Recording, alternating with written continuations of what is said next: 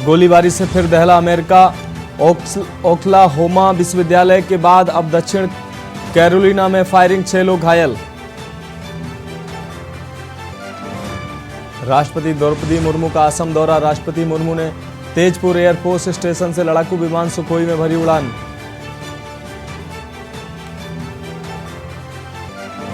PM आज तमिलनाडु तेलंगाना में परियोजनाओं का करेंगे उद्घाटन। वंदे भारत को दिखाएंगे हरी झंडी।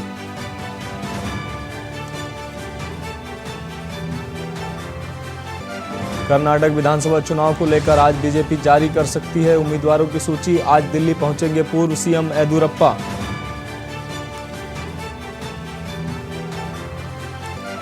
आरक्षण अध्यादेश आयोग की रिपोर्ट को हाईकोर्ट में चुनौती। निकाय चुनाव की आरक्षण प्रक्रिया को लेकर याचिका दाखिल हुए। नई याचिका की 10 अप्रैल को होगी सुनवाई।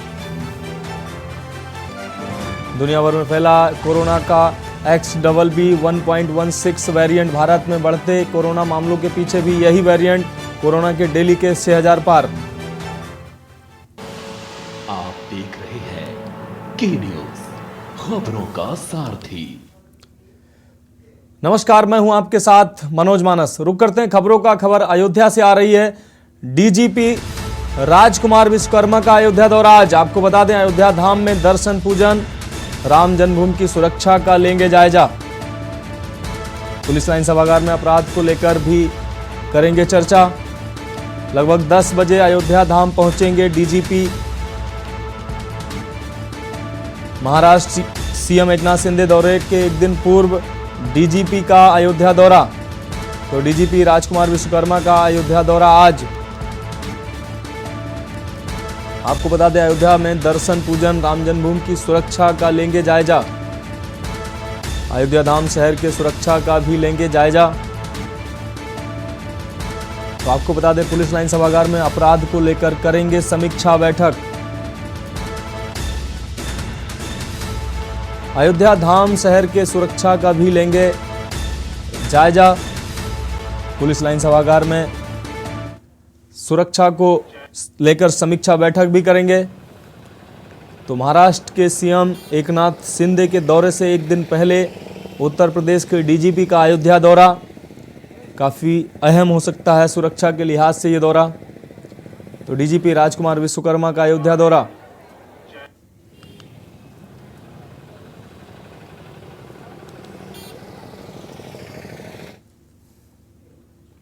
बात करते हैं अगली खबर की। यूपी में कोरोना से जुड़ी अहम खबर। पॉजिटिव नमूनों का होगा जीनोम सीक्वेंसिंग। आपको बता दें, ओपीडी में सर्दी जुकाम के मरीज का होगा कोरोना टेस्ट। तो यूपी में कोरोना से जुड़ी यह अहम खबर, पॉजिटिव नमूनों का होगा जीनोम सीक्वेंसिंग। ओपीडी में सर्दी जुकाम के मरीजों का भी होगा कोरोना टेस्ट। स्वास्थ्य विभाग कोरोना टेस्ट की संख्या में करेगा इजाफा। तो आपको बता दें, बढ़ते कोरोना मरीजों को लेकर यूपी स्वास्थ्य महकमा अलर्ट। यूपी में 24 घंटे में 232 नए मामले सामने आए। आपको बता दें, एक्टिव मरीजों की संख्या 1074 हुई।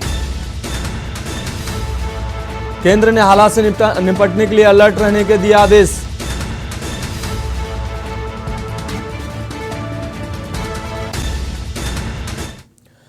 और वापस चलते हैं अयोध्या। डीजीपी के दौरे की हम बात कर रहे थे। अयोध्या राजकुमार विश्वकर्मा अयोध्या दौरे पर आज। यूपी के डीजीपी राजकुमार विश्वकर्मा का अयोध्या दौरा। धाम में दर्शन पूजन और राम जन्मभूमि के सुरक्षा इंतजामों का भी जायजा लेंगे। तो आपको बता दें, पुलिस लाइन सभागार में अपराध को लेकर करेंगे समीक्षा बैठक।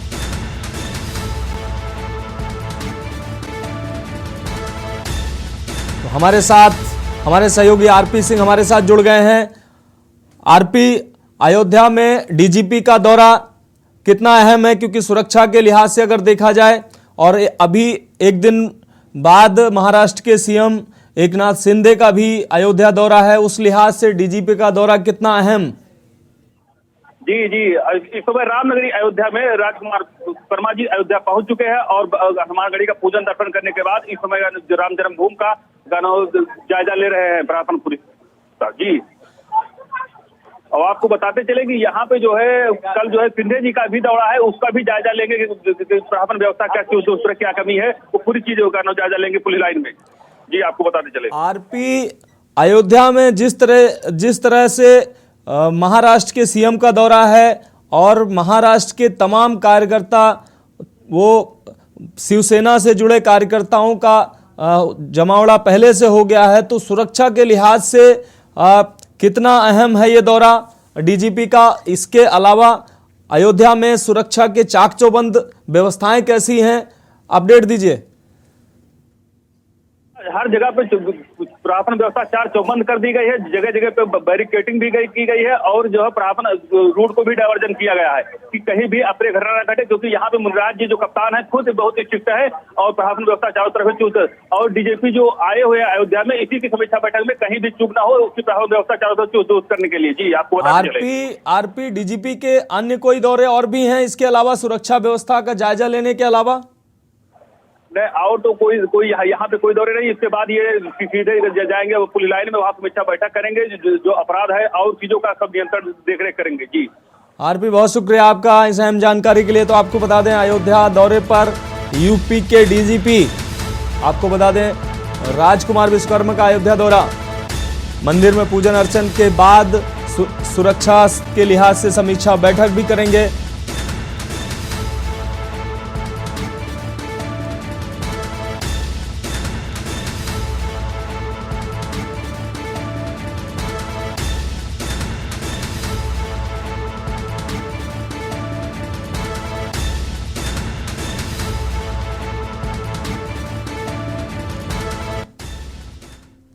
अब बात अगली खबर की। यूपी में कोरोना से जुड़ी अहम खबर आपको बता दें, पॉजिटिव नमूनों का होगा जीनोम सीक्वेंसिंग। तो अभी खबर ये आपको दिखा रहे थे, ओपीडी में सर्दी जुकाम के मरीजों का भी कोरोना टेस्ट किया जाएगा।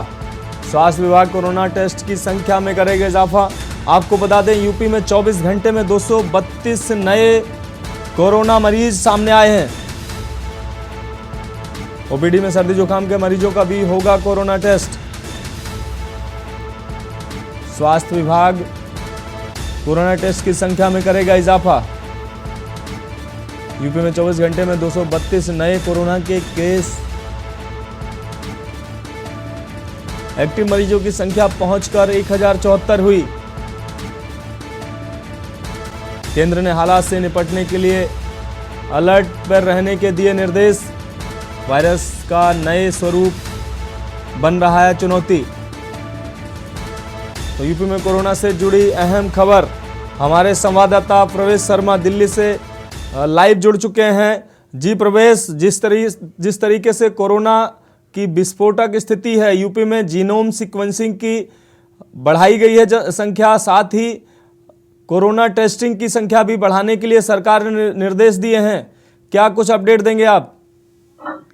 जी बिल्कुल, मैं आपको बता दूं, कोरोना जिस तरीके से बढ़ रहा है उसको लेकर सरकार थोड़ा अलर्ट मोड पे आ गई है और टेस्टिंग को लेकर सरकार ने जो आदेश दिए हैं, वो चाहे यूपी हो चाहे वो दिल्ली हो, दोनों जगह टेस्टिंग को लेकर अलग से एक रैपिड एंटीजन टेस्ट है, उसको लेकर एक जांच बैठा दी है और उसको लेकर उन्होंने शुरुआत कर दी है। और उसको देखते हुए जो है जांच में तेजी करने के लिए उन्होंने हर मरीज की जांच करने के आदेश दिए, चाहे वो जुकाम हो, खांसी हो, बुखार हो, या ये कहें कि बदलते मौसम में सीजनली कोई छोटी मोटी बीमारी हो, उसके बावजूद भी उसको टेस्ट करने के आदेश दिए हैं।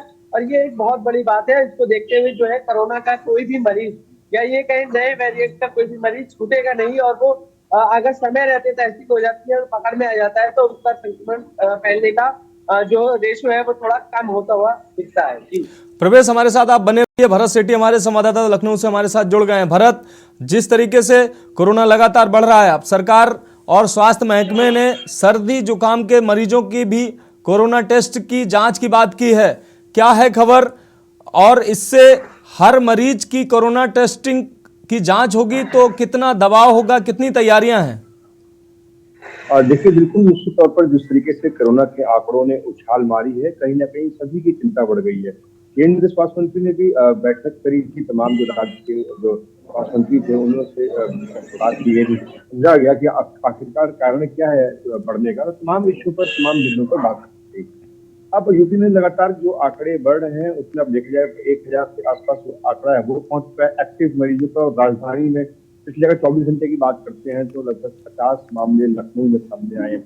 और स्वास्थ्य विभाग ने दिशा निर्देश जारी कर दिया है। जिस तरीके से पहले बस स्टेशन पर, रेलवे स्टेशन पर और तमाम जगह एयरपोर्ट पर जो जांच की जाती थी, अब प्रॉपर जांच होगी। भीड़ भाड़ वाले इलाके में मास्क पहनने के लिए भी अनिवार्य का जो भी निर्देश वो भी जल्दी जारी हो सकता है, जिससे कि सोशल डिस्टेंसिंग का फॉलो नहीं हो रहा है, मास्क नहीं पहन रहे हैं। यही कारण है कोविड के नियमों को लोग फॉलो नहीं कर रहे, जिससे मामले लगातार बढ़ते दिख रहे हैं। अब बात करें हॉस्पिटल्स में, अगर जो भी बीमार है, सर्दी जुकाम है, कोई भी अगर किसी भी लक्षण पाया जाएगा तो तुरंत उनकी 24 घंटे के अंदर कोरोना की जांच होगी और उसकी रिपोर्ट के आधार पर अगर वो कोरोना संक्रमित पाया जाता है तो साथ ही साथ उनके जो संपर्क में आने वाले जो भी जितने भी लोग होंगे उनका भी कोरोना टेस्ट किया जाएगा। फिलहाल स्वास्थ्य महकमे में पहले भी ही योगी आदित्यनाथ ने उत्तर प्रदेश में टीम 9 के साथ बैठक करके दिशा निर्देश जारी कर दिए थे।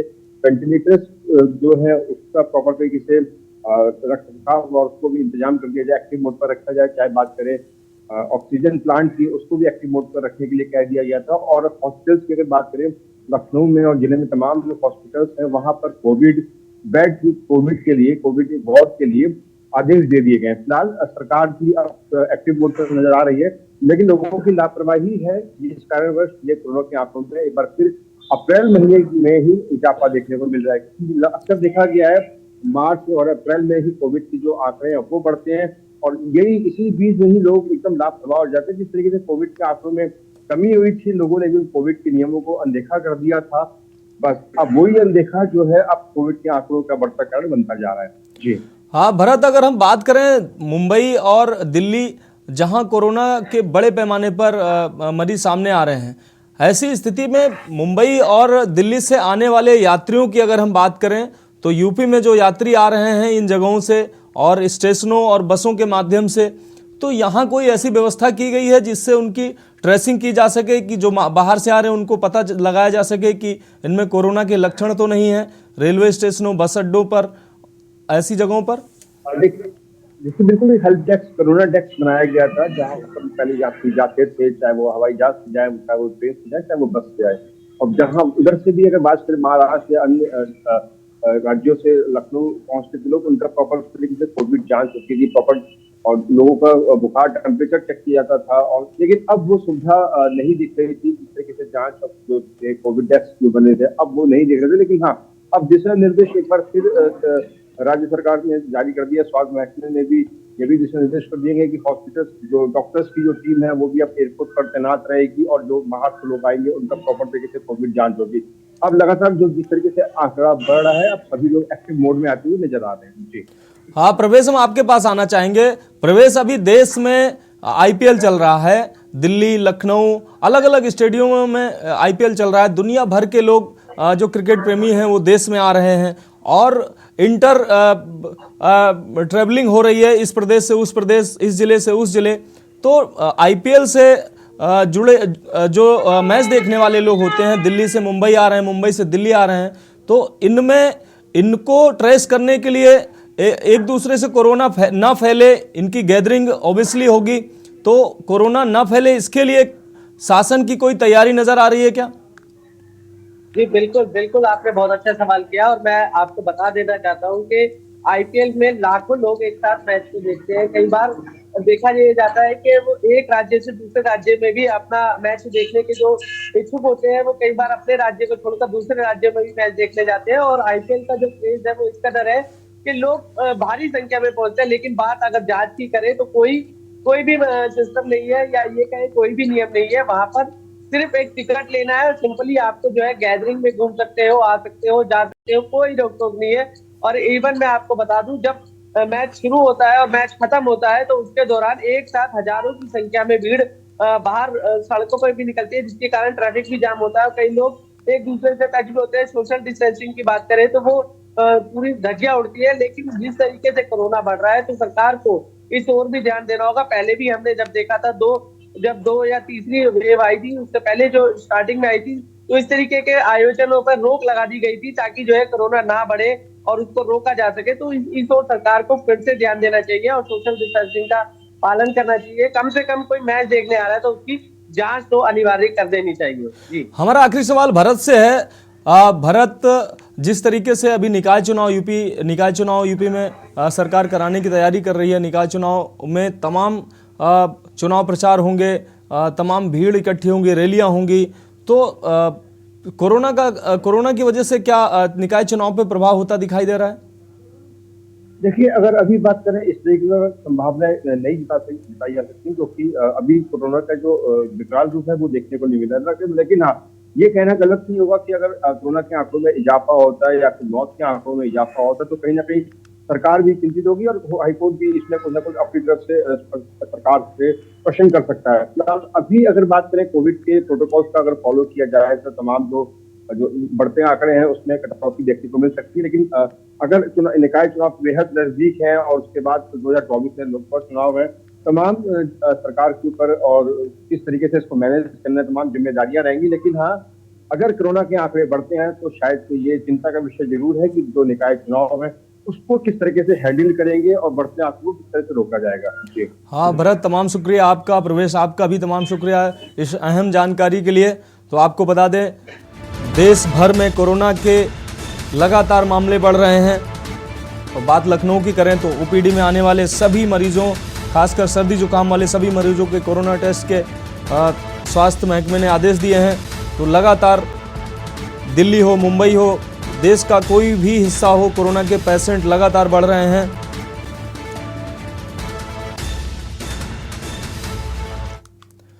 अब बात करते हैं अगली खबर की। बरेली से अगली खबर है, कोर्ट में पेश होगा माफिया अतीक का भाई। आपको बता दें 17 अप्रैल को बरेली एंटी करप्शन कोर्ट में होगी पेशी।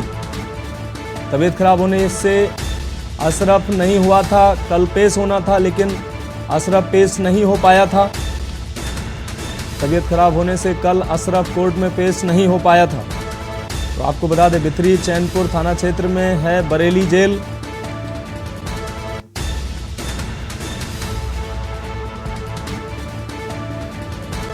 अतीक की पत्नी शाइस्ता पर 50,000 का इनाम।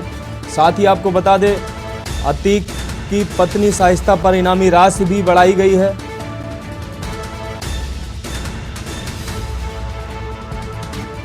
उमेश पाल हत्याकांड के बाद फरार चल रही शाइस्ता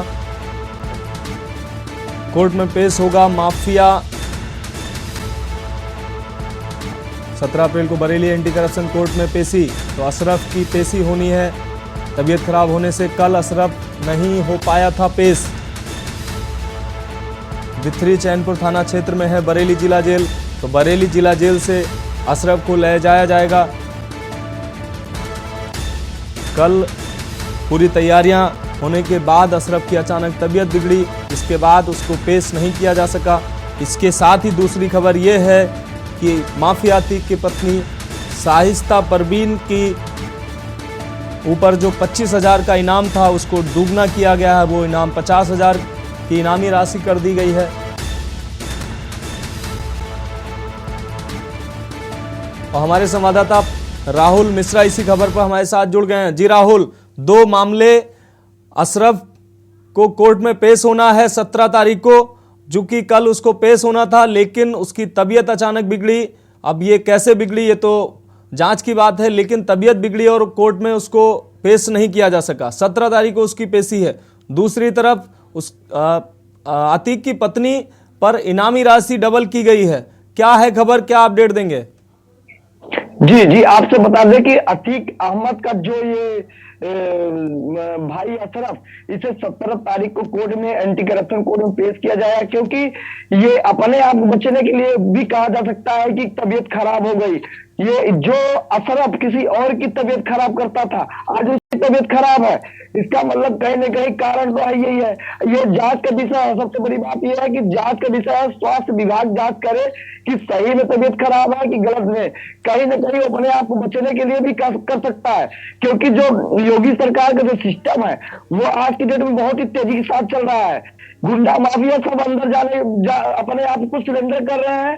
जो पहले से ही ढीठ है, ढीठ मतलब क्या है कि जो आतंक का एक देश बनाए हुए थे, आज वो घबराए हुए हैं और अंदर जाने के बाद भी डर रहे हैं कि ऐसा ना हो कि बाहर निकले और गाड़ी हमारी पलट जाए। यही कारण है कि हो सकता है कि ये तबीयत को खराब होने का बहाना मार रहा हो या तबीयत खराब हो, ये तो जांच करेगी पुलिस और जो स्वास्थ्य विभाग है। इस पर हम टिप्पा टिप्पणी नहीं कर सकते, लेकिन हाँ ये तो है कि आज किसी और तबीयत खराब करने वाला जो किसी और तबीयत खराब करता था, आज उसकी तबीयत खराब है। 17 तारीख तक डेट लिया था, शुक्रवार मतलब कल के दिन आने वाला था, लेकिन आया नहीं। इससे पहले भी छुट्टियां हो गई। क्या कारण है, इसका सवाल जवाब कोई देने वाला नहीं है। प्लस उसके बाद आपको बता देंगे अतीक की जो पत्नी बेगम का है, वो जो पूरी मास्टरमाइंड है, जो मास्टरमाइंड थी, वो आज उसके ऊपर इनाम जो शुक्रवार को रात को बढ़ाया गया, 25 से 50,000 रुपए इनाम बढ़ाया गया है। तो इनाम बढ़ाने से नहीं हो सकता कि उसकी अरेस्ट हो जाए, क्योंकि जब तक वो पकड़ी नहीं जाएगी तब तक जितने गुंडा माफिया है वो छोटे मोटे तो पकड़े जा रहे हैं, लेकिन वो नहीं पकड़े जा रहे, ना उसके लड़के पकड़े जा रहे हैं। ये कहीं ना कहीं पुलिस के ऊपर, जो खाकी के ऊपर ये सवाल उठ रहा है कि इतने दिन बीत जाने के बाद, जबकि पूरी उत्तर प्रदेश की जो पुलिस है, 7 राज्यों की पुलिस है, वो उसके पीछे लगा हुआ है, लेकिन कहाँ गए कुछ समझ नहीं आ रहा है। और वहीं पे अतीक अहमद की बता दे, अतीक अहमद के चकिया में एक पोस्टर भी लगा गया, 2 उसके बैनर के साथ। रात उसमें लिखा है, रात तो काली है लेकिन कभी न कभी सवेरा होगा। इसके पीछे क्या कारण हो सकता है? चुनौतियां हो सकती हैं। क्यों इतना मनोबल कैसे बढ़ रहा है? इसके पीछे किसका हाथ है? ये कोई बताने वाला नहीं है। कोई अगर पूछता है तो क्यों नहीं पूछता है? क्यों ये पूछ रहा है कि अगर वो इतना पोस्टर बयान हो रहा है तो कैसे रात को उसके चकिया जो पुराना आवास है उस पर उसके फोटो के साथ रखता है। रात मतलब काली है, रात तो आज काली है, लेकिन कल जो है सवेरा जरूर होगा, सवेरा जरूर होगा। इसका क्या कारण है? पुलिस क्या है? पुलिस अब एक्टिव हुई है कि जांच पड़ताल में लगी हुई है कि ऐसा कौन किया, कैसे किया, इस पोस्टर का मतलब क्या हो सकता है, इसकी छानबीन होना चाहिए। इतना मनोबल कैसे बढ़ा है? क्योंकि जहां ताबड़तोड़ बुलडोजर बाबा की सरकार है, बुलडोजर चल रहा है और लेकिन कुछ असर नहीं पड़ रहा है। इसके पीछे क्या रहस्य है? ये कब तक ऐसा चलता रहेगा? ये इसके ऊपर कार्रवाई होनी चाहिए। राहुल, कहीं ना कहीं राहुल आपको रोकना चाहेंगे। राहुल, ये जो पोस्टर आप बता रहे हैं, विवादित पोस्टर है कि रात काली है कल सुबह होगी, ये कहां लगाए गए हैं और किसके द्वारा लगाए गए हैं? कुछ पता चला क्या?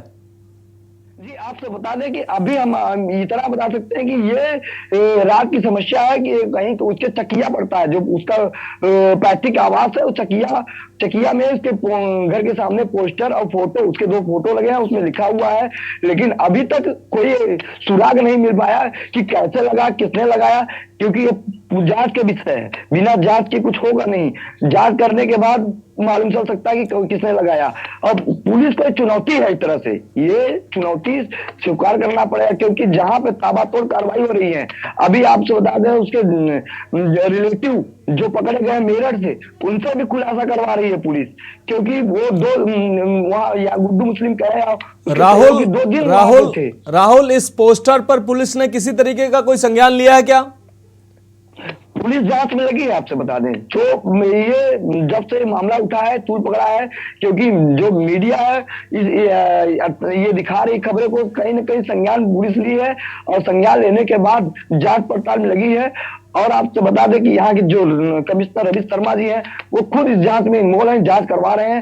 हो सकता है कि शाम तक कुछ नए खुलासे हो जाएं, अभी तक ऐसा कोई खुलासा नहीं हुआ है। जी राहुल, बहुत शुक्रिया आपका तमाम अहम जानकारी के लिए। तो हमारे संवाददाता राहुल ने एक और अहम जानकारी दी है कि माफिया अतीक के सपोर्ट में पोस्टर लगाए गए हैं कि रात अभी काली है सुबह होगी।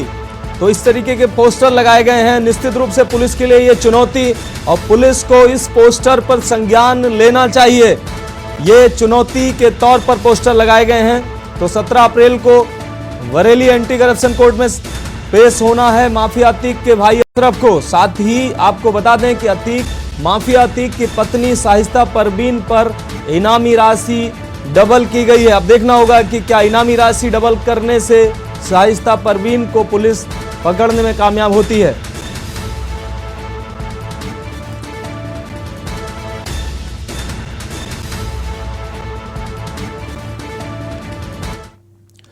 अगली खबर की बात करेंगे। आगरा से अगली खबर है। जूते फैक्ट्री में लगी भीषण आग, केमिकल से भरे ड्रम में ब्लास्ट से यह आग बताई जा रही है। केमिकल से भरे ड्रम में ब्लास्ट हुआ। तो आपको बता दें, फैक्ट्री में कई लोगों के फंसे होने की संभावना। आपको बता दें, फायर ब्रिगेड की टीम आग पर काबू पाने में जुटी।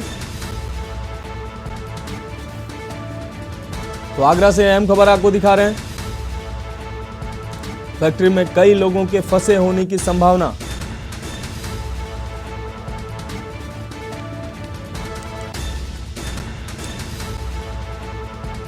शहीद नगर ज्ञान भारती स्कूल स्थित जूते फैक्ट्री का यह पूरा मामला बताया जा रहा है। तो आगरा से अहम खबर,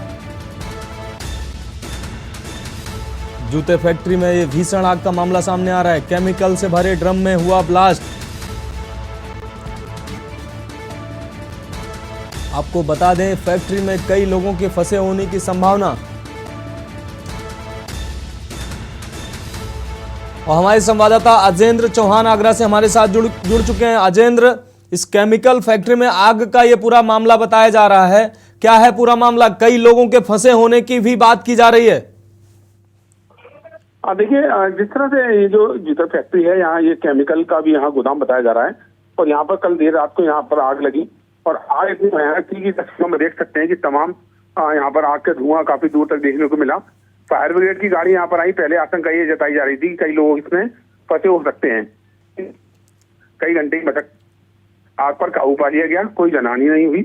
और दूसरी ओर लाखों रुपए का नुकसान यहाँ पर बताया जा रहा है और जांच की जा रही है कि आखिर किस तरह से आग लगी। अभी तक ये पता चल पाया है कि शॉर्ट सर्किट 1 बजे सामने निकल के आ रही है, लेकिन कोई भी जनहानि इस आग में नहीं हुई। अजेंद्र, जैसा कि बताया जा रहा है कुछ लोग इसमें फंसे थे, तो क्या फंसे हुए लोगों की खबर गलत थी?